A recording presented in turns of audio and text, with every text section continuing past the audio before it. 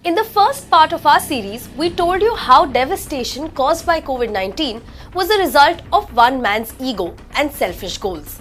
इस भाग में हम आपको जानकारी देंगे कि किस प्रकार अनायोजित लॉकडाउन ने न केवल हमारी अर्थव्यवस्था की रीढ़ की हड्डी को तोड़ दिया, बल्कि वो आशाएं और उम्मीदें भी चकनाचूर हो गईं, जो नागरिक अपनी चुनी हुई सरकार से रखते हैं।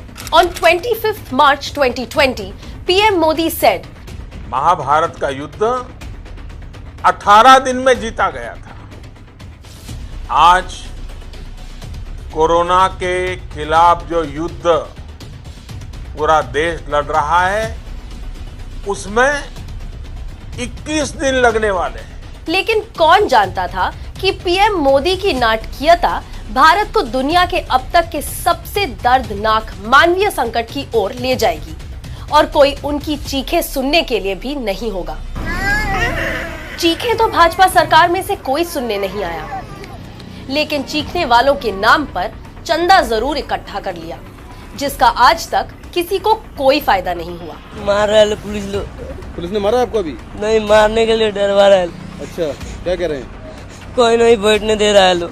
2 अप्रैल 2020 को संयुक्त राष्ट्र ने प्रवासी कामगारों की दुर्दशा को देखते हुए घरेलू एकजुटता का आह्वान किया, तो दूसरी ओर हमारे दयालु प्रधानमंत्री ने मोमबत्तियां जलाने को कहकर एक बार फिर जिम्मेदारी से मुंह मोड़ लिया। ताली बजा करके, थाली बजा करके, घंटी बजा करके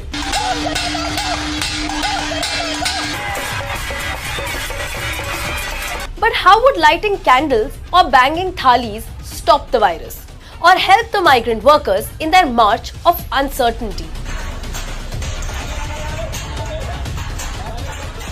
A survey among migrant workers conducted in the middle of April 2020 revealed that 90% of them were not paid their wages. 96% did not get ration from the government. Modi सरकार बोलता है जिसके पास राशन कार्ड रहेगा, इलेक्शन कार्ड रहेगा, आधार card रहेगा, उसको ration मिलेगा। बाकी लोग क्या करेगा? बाकी लोग कैसे जिएगा?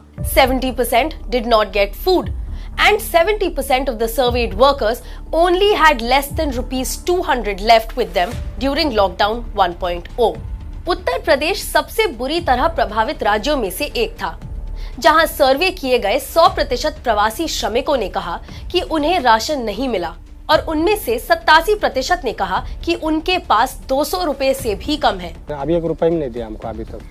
शेठ कोई पूछे भी नहीं क्या खाता है, क्या पीता है, कुछ भी नहीं पूछा हमको। The lockdown, which had failed to stop the spread of coronavirus, had instead left 12.2 crore Indians without jobs within a month. हम क्या करूं? पेट में What do we put in our stomachs? We're going hungry. There's no work available. Should we steal money so we don't starve? अभी क्या करेंगे? चोरी करेंगे क्या? 9.13 crore of them were small traders and laborers. 1.78 crore of them were salaried workers.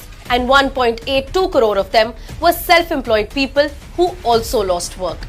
इतना ही नहीं, 24 मार्च से मई के बीच सैकड़ों प्रवासियों की घर पहुंचने के दौरान मौत हो गई, जबकि सत्ताधारी सरकार का कोई व्यक्ति मदद के लिए सामने नहीं आया। और तो और मोदी सरकार की पूरी कोशिश थी कि कांग्रेस पार्टी भी प्रवासी कामगारों की मदद न कर पाए।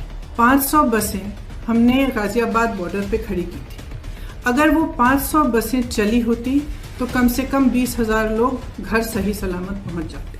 लेकिन जब ये सब चल रहा था, लोग महामारी, लाचारी से व्यस्त थे, तब पीएम मोदी ने जून में लगातार 21 दिन तक तेल के दाम बढ़ाकर आम आदमी के जख्मों पर नमक छिड़कने का काम भी किया। India also reported a massive 24.4% drop in GDP between April to June 2020, bringing the entire economy down to its knees.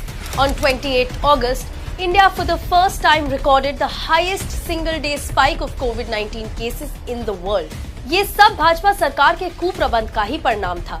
It was at this juncture that India had emerged as one of the worst-hit nations by COVID-19. Unemployment was at an all-time high. Migrants died on their way back home, and the economy had plunged into darkness. But the Modi government continued to extend lockdown and failed to do the most important thing: test, trace, and isolate.